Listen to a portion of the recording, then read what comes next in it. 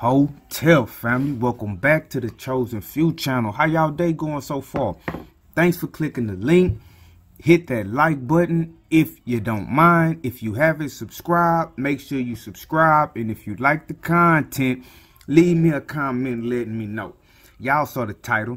Today, I'm going to be dropping a jewel on y'all. A jewel of a story. Now, the title, Harriet Tubman, not only ancestor to return in glory, means exactly what you think it means. We all know the iconic figure Harriet Tubman for escaping from slavery and then returning back to help others escape along the Underground Railroad. Now, Harriet Tubman was not the only ancestor to do something like this. We all should basically know that there were other conductors on the Underground Railroad who did basically the same thing that Harriet Tubman did.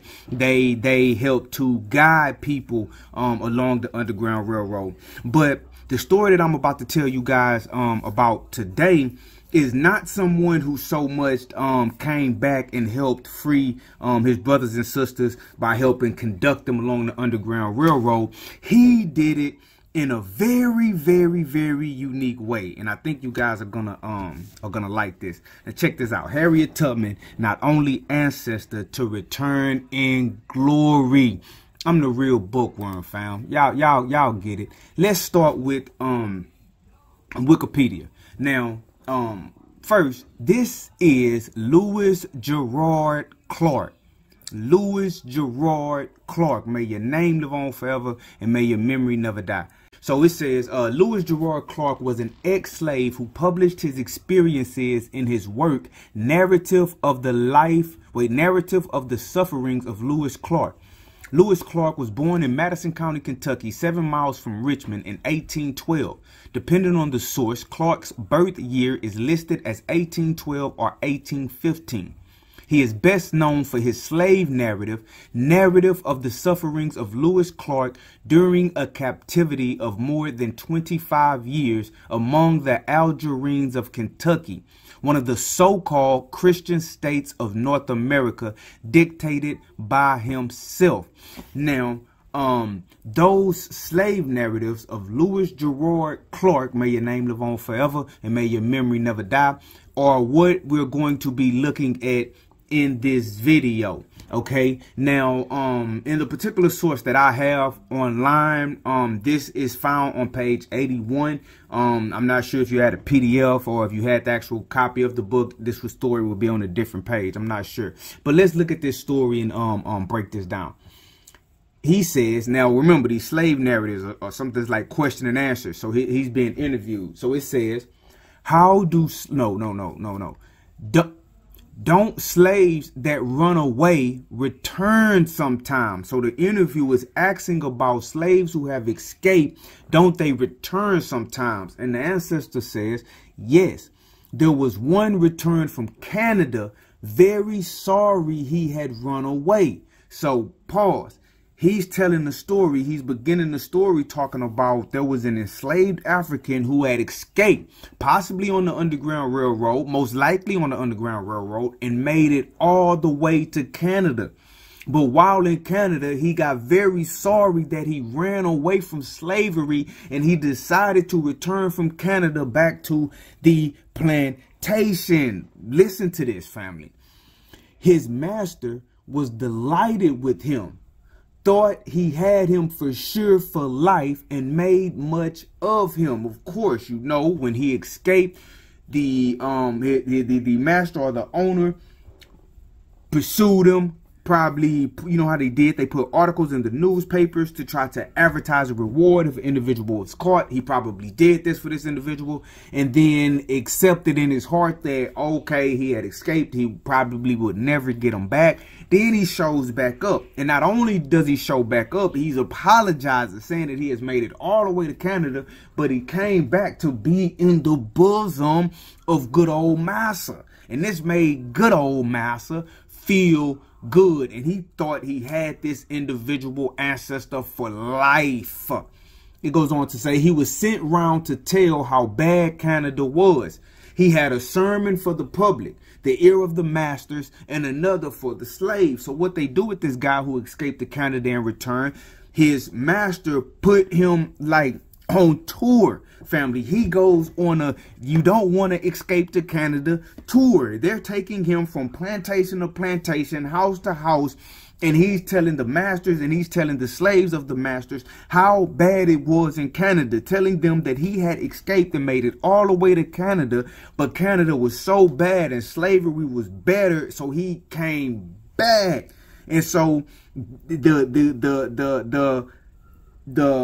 master or the owner of this individual is taking him around, showing him off, and they making a big to-do about this. But look how it said he had a sermon for the public, the ear of the masters, and another for the slaves. Watch how the ancestor play him. How many he enlightened about the best way to get there, I don't know. His master at last was so sure of him that he let him take his wife and children and go over to Ohio to a camp meeting, all fitted out in good style with horse and wagon. So check this out. While dude who escaped to Canada and came back while he was on his tour badmouthing Canada, we would badmouth Canada in the earshot of the white people. But when he had the ear of the slaves alone, he told them how good Canada was, and he told them how to get there, family. Think about that. He had already escaped. He didn't know what would happen if he went back. He could have been killed. They could have sicked the dogs on him. They could have beat him. They could have tied him up and whipped him from running away. Anything could have happened. He could have lost his life. But when he got there, he saw that freedom was so good. Freedom was so swell, right? Freedom meant so much. He wanted his brothers and sisters to be free as well. And so he went all the way back, and he subjected himself to all of the dangers, tears, snares, and traps. He went back and told people how the best way it was to get to Canada. We got to respect that ancestor, family, because that's how we have to be in our life. You know what I'm saying? Think about it, family. How many times have we seen an individual, quote unquote, make it? So, quote unquote, rise from out of the situation that they are in. Tupac Amaru Shakur has a poem, "The Rose That Grew from Concrete," symbolizing something beautiful that can blossom from an environment where it shouldn't be blossoming in. Imagine all of the people who have made it, who have got the type of success and wealth and opportunity that they could give back to those around them and help bring them up to the state of freedom that they are in. But then sometimes they don't do it, and sometimes they do. This video isn't about judging. This video is about encouraging you, family, encouraging you to do what this ancestor did. Harriet Tubman, not only ancestor, to return in glory. We will one day be ancestors, family. So when we look up and we see an opportunity, right? When we see an opportunity to give back, when we see an opportunity to help, when we see an opportunity to pull someone up to the level that someone helped pull us up to, we should seize and take that opportunity every single chance that we get. And we know that the future will thank us, just like we thank Lewis Gerard Clark's story about the individual who went to Canada. We have to thank Lewis because he wrote the story. Now, the individual whose name, unfortunately, I do not know, may his story live forever and may his memory never die. But let's go a little bit further, family. Just keep reading and see what we can uncover. He says, "They never stopped to hear any preaching till they heard the waves of the lakes lift up their cheerful voices between them and the oppressor. George then wrote an affectionate note to his master, inviting him to take tea with him in Canada beyond the waters, the barrier of freedom. So check this out. So he was so well trusted that he was able to get on a horse and carriage, all decked out with his wife, and go to Ohio. But what he does on his way to Ohio, he just goes all the way back to Canada. His job is done. He told people how to get there, told them what it was. It's on them to take the next step, and he went back. And then, now we uncovered the ancestor's name, now that we've read just a little bit further. So George, may your name live on forever, and may your memory never die. We appreciate and we respect what you did, George.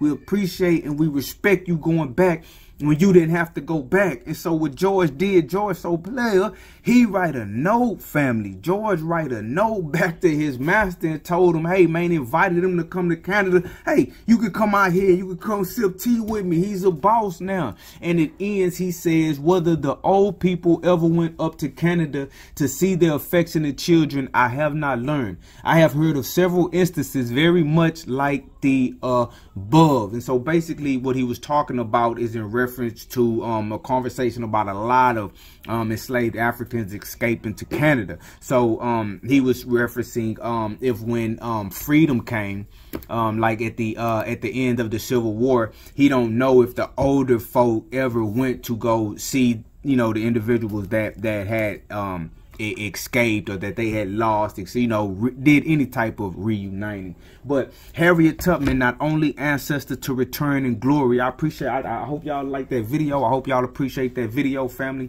Thanks for watching. Thanks for hitting that like button, man. I appreciate everybody that's tapping in, man. Leave a comment. Let me know what you think about the ancestor George, man. About the ancestor George. If you was in George's shoes, would you do what George did? This your brother Matthew Daniels, aka Pooh, aka the Chosen Few, aka the Real Bookworm. But I'm not just a bookworm world. I'm the real bookworm. Make sure you get it right.